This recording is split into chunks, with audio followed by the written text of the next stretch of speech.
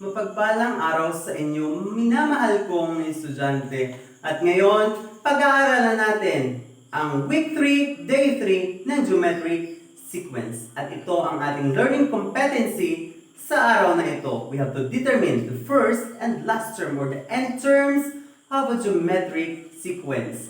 Diba? Natatandaan nyo ang ating formula before is a sub n is equal to a sub 1 r raised to n minus 1. For example, we have 3, 6, 12, 24. Okay? Yan ay geometric sequence. And let's proceed directly on how we should always find the end term or the last term. Let's take a look at our example.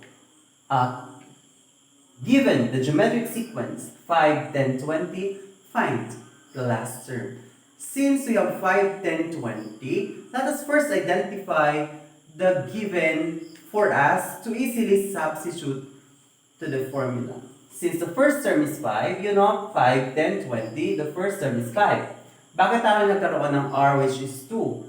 10 divided by 5 is 2. N is 8 kasi yun ang hinahanap. N is 8 kasi 8 term. We need to find the last term.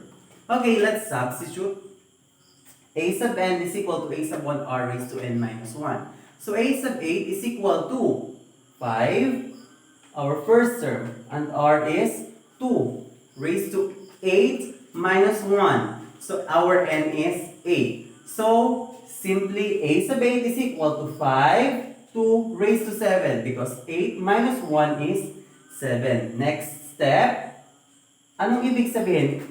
Remember, could you still remember PEMDAS? Parentheses, exponent, multiplication, division, addition, and subtraction. Grade 6 lesson, my dear students.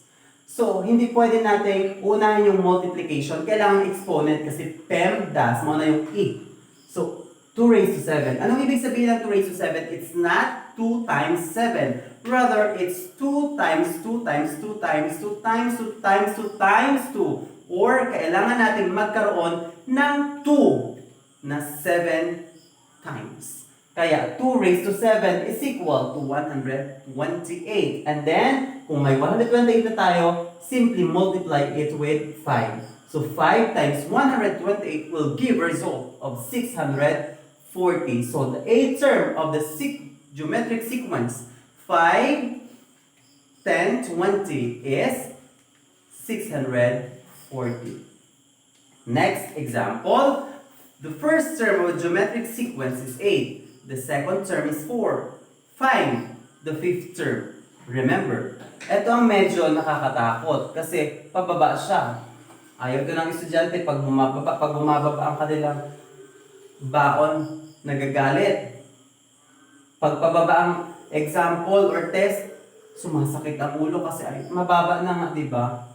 Kaya dapat mas madali kasi maliit lang yung number. Pero let us identify the given. What is the first term? It's 8. What is our r? R is 1/2. Bakit 1/2? Because 4 divided by 8 or the lowest term of 4 over 8 is 1/2 and our n is 5. Kasi yun ang ating. And our a sub n is equal to, it's a known. And substitute of the formula.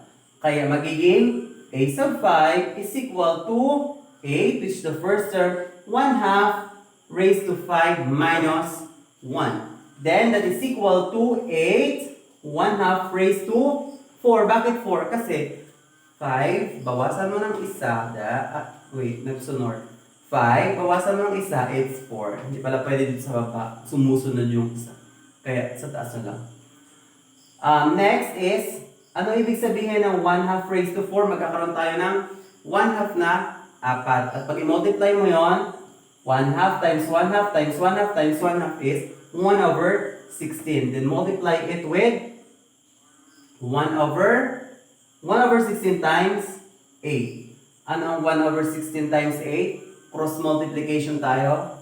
Hindi. Kasi siya ay multiplication. Pag multiplication, diretso siya. Pag division, cross. Kaso multiplication, diretso. 8 times 1, 8 over 16. 8 over 16 is 1 half. So the fifth term is, of course, 1 half. Okay, let's proceed on how to find the first term of a geometric sequence. Let's take the following examples. Actually, I prepared 2 examples. The first example is, find the common ratio in a geometric sequence. 2 and the fifth term is 48.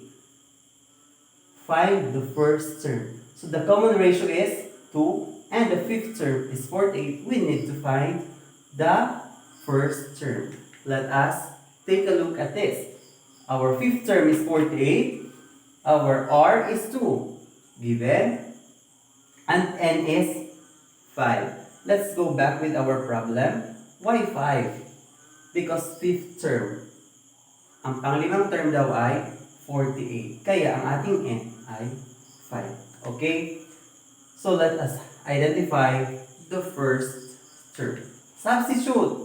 What is the fifth term? 48 is equal to first term. Hinahanap natin. R is 2 and N is 5 minus 1. Then, 5 minus 1 is 4. So we have 48 is equal to a sub 1, 2 raised to 4. Next procedure. Copy, 48. Bakit naging 2 times 2? 4 times 2 is 8, times 2 is 16. Kaya tayo nagkaroon ng 48 is equal to a sub 1, 16. Pinapakita ko lang dito na itong 2 raised to 4 is 4 na 4 and that will result to 16. I-multiply mo lang siya. Kaya tayo nagka-ganon. Since we're looking for a sub 1, kailangan mawala yung kasama or the numerical coefficient attached with the literal coefficient. Ang numerical natin ay 16. Ang ating literal ay yung a.